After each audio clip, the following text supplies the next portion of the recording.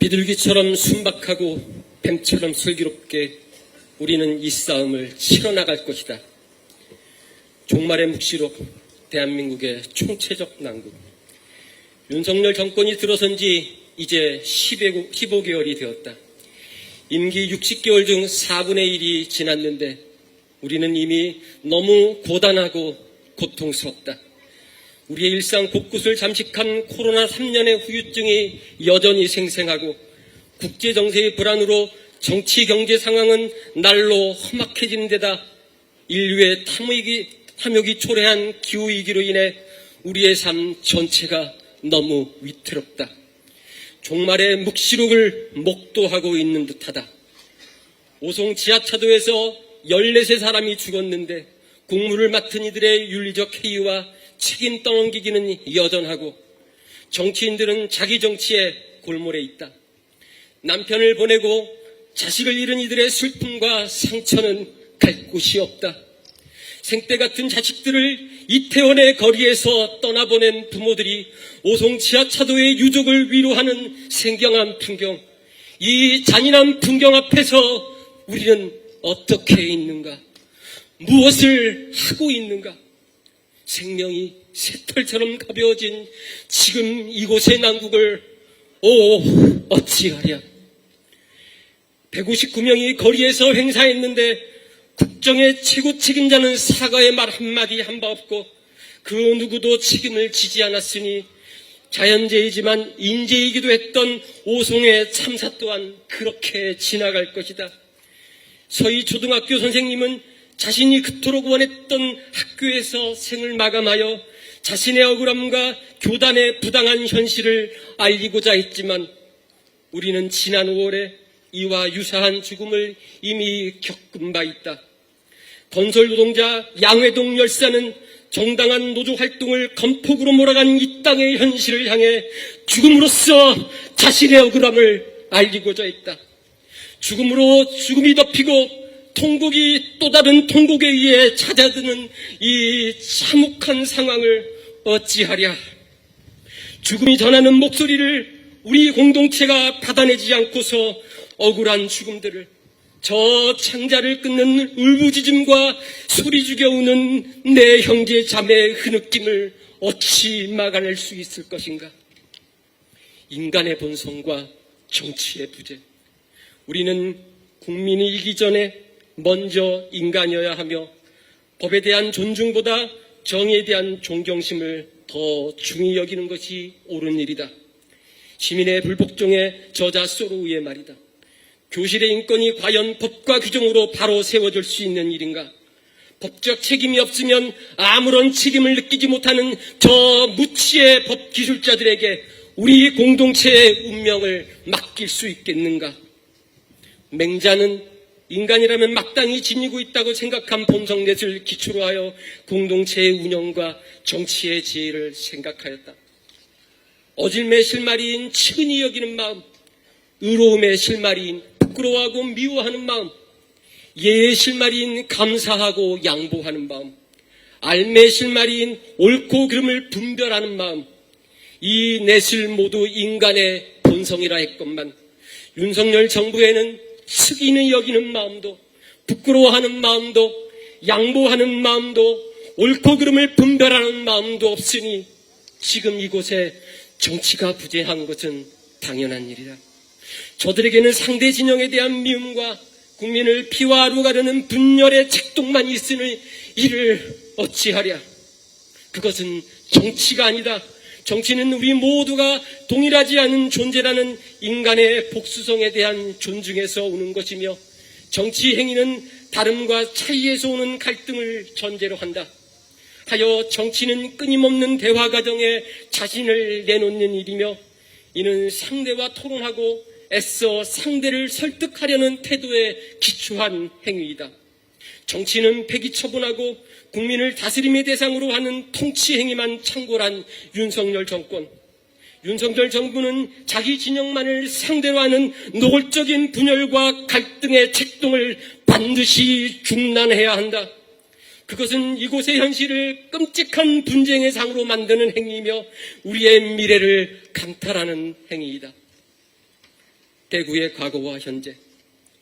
이곳 대구는 한말에는 의병운동, 일제강점기에는 항일운동과 국제부상운동의 가장 중요한 거점이었으며 해방기에는 민족의 역사를 실천으로서 고민했던 10월 항쟁의 도시였다.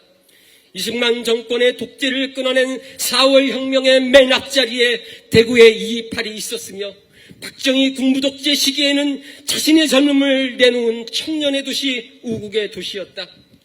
장기간의 군부독재 기간을 통과하며 부패한 권력을 비판하고 권력의 폭력에 저항했던 야도로서의 대구는 이제 실종되고 오직 영남 출신 기득권 정치 집단의 기만과 오만에 온전히 포획되어 정치적 조롱과 혐오의 섬으로 전락한 땅이 된 지 오래이다. 항일과 우국의 도시가 지금 이곳의 대구와 무슨 관련이 있으며 228이 오늘의 대구와 무슨 상관인가? 무도의 시대와 야만의 행렬. 그럼에도 우리는 절망하지 않으며 우리의 촛불을 다시 든다. 소수가 무력한 것은 권력에 순응하고 있을 때이다. 개와 돼지는 100만 아니 1000만이어도 개와 돼지일 뿐이지만 비판의 촛불을 드는 우리는 적지만 결코 소수일 수 없다. 성서의 판관기에 등장하는 13만의 미디안 군대에 대항했던 300의 기드온 병사들처럼 정의에 대한 순수한 갈망과 지치지 않는 인내로서 우리는 우리의 싸움을 이어갈 것이다. 작은 물결이 거센 노도를 만들어내듯이 소수가 전력을 다한다면 거스를 수 없는, 아니 거역할 수 없는 힘을 갖게 될 것이다.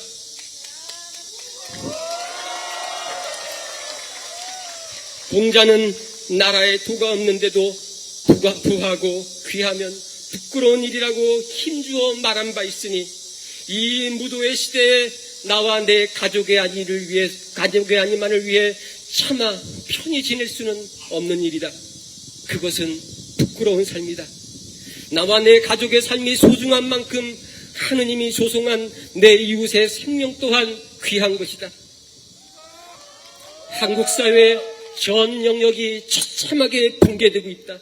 노동자를 조폭으로 몰아가는 노동탄압, 기업의 영업사원을 자처하며 사회경제적 약자들을 외면하는 친기득권 정치, 반헌법적이고 굴욕적인 일본 강제징용 제3자 변제안, 분단된 한반도 상황에서 균형 감각을 포기하고 이웃 국가들을 갈라치게 하는 호전적인 외교, 자신을 비판하는 언론에 재갈을 물리는 언론 탄압, 159명의 죽음에도 어떤 책임도 느끼지 않는 12구 이태원 참사, 일본 정부의 대변인을 자처하는 후쿠시마 핵오염수 대응, 몰상식과 모렴치의 양평고속도로, KBS, MBC, EBS 공영방송 이사진 동시해임 시도, 국제적 망신이 된 잼버리 대회 등등. 끝없는 반동과 참사가 줄을 잇고 있는 윤석열 정부의 폭고와 무능, 그리고 자의적인 통치행위를 묵과하는 것은 우리의 공동체를 불덩이에 몰아넣는 일이며 우리의 미래를 폐기하는 일이다. 현대의 도시, 생명의 땅을 위한 기원. 대구는 오만한 통치자들이 참사와 실종 때마다 기만적인 환약을 제공하는 맹목의 환대로부터 벗어나야 한다. 이는 자신의 과오를 돌아볼 줄 모르는 저 통치자들을 어떠한 반성이나 성찰도 불가능하게 하는 끔찍한 괴물로 만드는 일이다. 그것은 참으로 무서운 일이다. 우리 사회 전체에 그리고 우리의 미래 세대에 죄를 짓는 일이다. 그러한 따뜻한 환대는 우리 공동체 안팎의 사회적, 경제적 약자를 살피고 돌보는 일에 마땅히 돌려져야 한다. 권력자들에는 준엄한 비판의 채찍을 들 줄 알고 약자들에게는 따뜻한 환대를 베푸는 건강한 시민들의 도시를 우리는 꿈꾼다. 권력자를 살찌우는 폐역한 땅이 아니라 순환에 처한 이들을 살리고 북돋우는 생명의 땅이 되기를 우리는 간절히 소망한다. 척박한 도시 대구에서 우리는 다시 촛불을 든다. 대구가 바뀌면 대한민국은 한 걸음 나아갈 수 있다. 권력의 과오에 대한 마땅한 비판을 선동정치로 돌려세우고 국민의 정당한 생명권의 요청을 괴담으로 몰아가는 이 뻔뻔한 괴물 통치의 시대, 부끄러움과 수치를 잃은 이 참담한 시대에 우리는 비둘기처럼 순박하고 뱀처럼 슬기로운 마음과 태도로서 우리의 건강한 공동체를 위해 끝까지 인내하며 지치지 않고 싸워나갈 것이다. 하느님과 한반도의 역사가 우리의 길에 동행할 것이다. 2023년 8월 9일 천주교 정의구현 전국사재단 대구시국미사 추진위원회 윤석열 심판 대구시국회의 대구경북 대전환연대 준비위원회 고맙습니다.